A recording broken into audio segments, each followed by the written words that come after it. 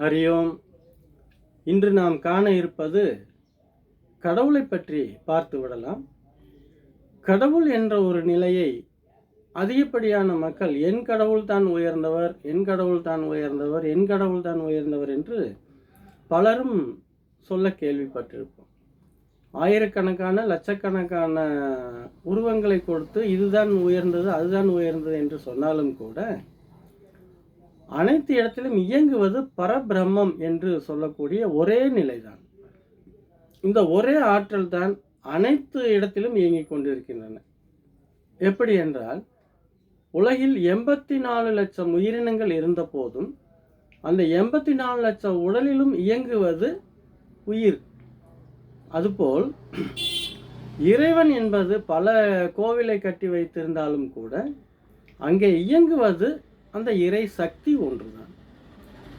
அது இடத்திற்கு இடம் மாறுபடும். எப்படி என்றால், சிங்கத்தின் உடலில் கொஞ்சம் வீரியமாக செயல்படும், மான் மயில் போன்ற உருவங்களில் கொஞ்சம் சாதுவாக இயங்கும், புழு பூச்சிகளில் இன்னும் சாதுவாக இயங்கும், மரம் செடி கொடிகளில் இன்னும் சாதுவாக இயங்கும் அல்லவா.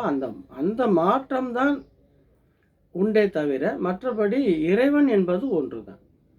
இன்னும் தெளிவாக சொல்லப்போனால், இன்றைய நாகரீக உலகத்தில் அதை கூட ஒரு ஆதாரமாக எடுத்துக்கொள்ளலாம்.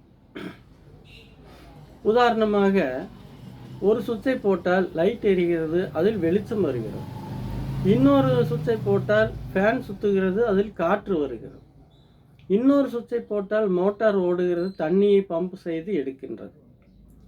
இன்னொரு சுவிட்சை போட்டால் டிவி ஓடுகிறது, அதில் பல வண்ண படங்களை பார்க்கின்றோம். கையிலே செல்போன் வைத்திருக்கிறோம். இது எல்லாமே இயங்குவதற்கு எது ஆதாரமாக இருக்கிறது என்றால் மின்சாரம். இந்த மின்சாரம் இல்லை என்றால் எந்த பொருளுமே இயங்காதல்லவா. அதுபோல் இறையாற்றல் என்று சொல்லக்கூடிய பரபிரம்ம சக்தி, அது ஜீவசக்தி என்றும் சொல்வார். அந்த ஜீவசக்தி இல்லை என்றால் எதுவும் இயங்காது, அவ்வளவுதான். இதற்கு ஏற்றத்தாழ்வு, இது பெருசு அது சிறுசு என்றெல்லாம் பேச வேண்டிய அவசியமே இல்லை. இறைவன் ஒருவன் தான் என்பதை, பரபிரம்மம் ஒன்றுதான் என்பதை உணருங்கள். இதை உணர்ந்தாலே ஏகப்பட்ட சண்டை சச்சரவுகளிலிருந்து நாம் விடுதலை அடைந்து விடலாம். மன நிம்மதியோடு வாழ்வதற்கு இது ஒரு எளிய வழி. அதனால் சிந்தித்து செயலாற்றுங்கள். நன்றி. மீண்டும் நாளை சந்திப்போம். அனைவருக்கும் பொங்கல் தின நல்வாழ்த்துக்கள்.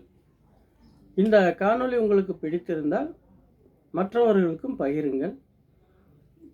யூடியூப்பிலும் art of feel Sai Yoga என்று இருக்கிறது, கண்டு மகிழுங்கள். நன்றி.